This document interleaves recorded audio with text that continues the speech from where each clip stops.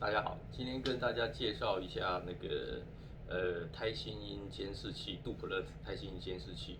哦，我这边这个是20年前当陈院长的时候，从医疗器材厂商那边购买的一个这个胎心监测的这个仪器。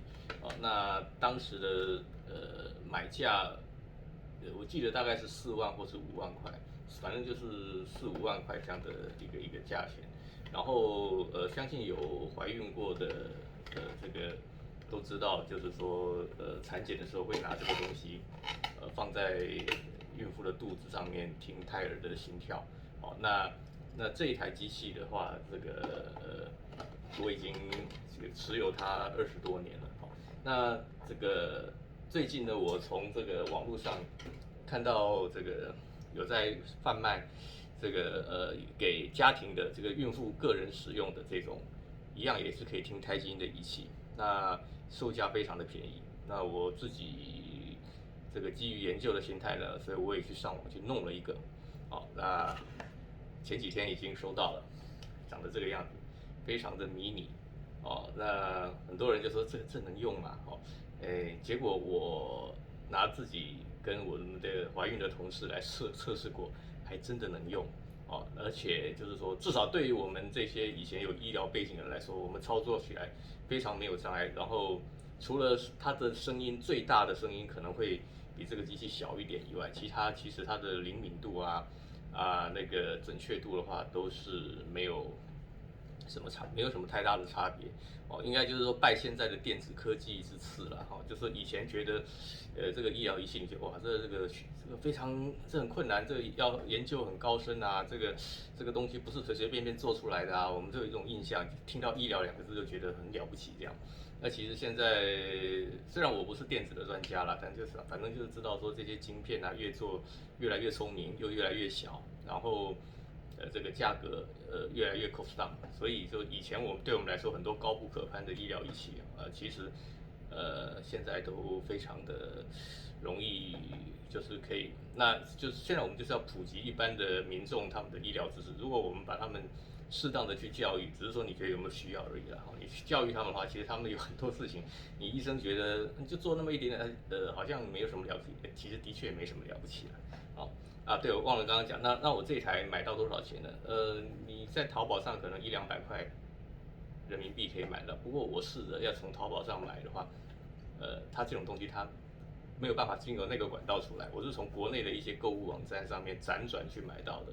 然后这个国内的这些，就说台湾里面的这些网购的业者，然后我连运费加这个货物本身的价钱，至少我这一台的话，我拿到手里是859块新台币，不是800块人民币，是859块台币。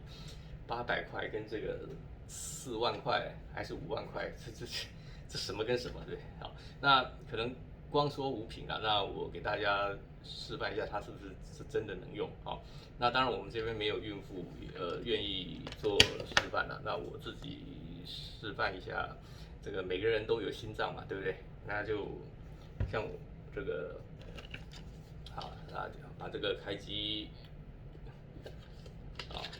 啊听一下自己的心脏总可以嘛？哈，好，来。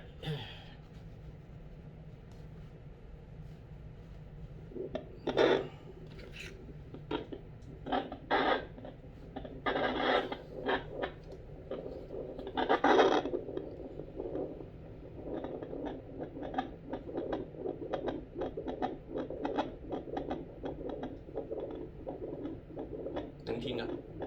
那此时此刻我的心跳是83下每分钟，80几下。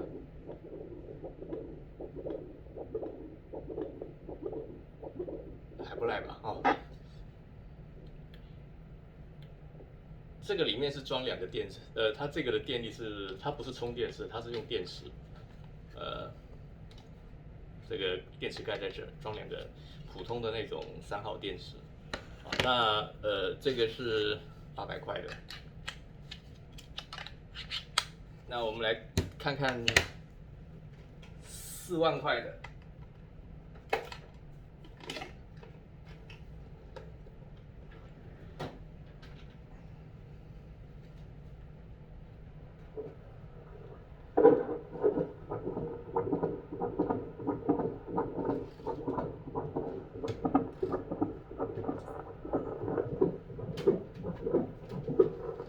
然后读数显示心跳81下82，等一下，又跑掉了。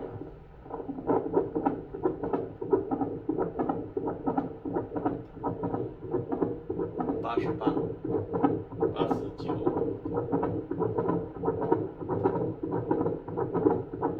现在稍微快一点，等我这个稍微有一点运动。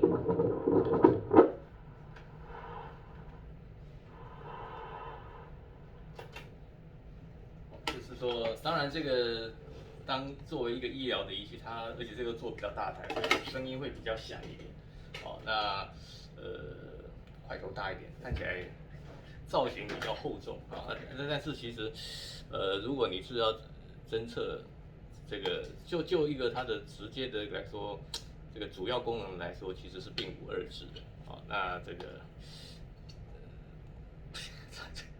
859，这个5万，就好。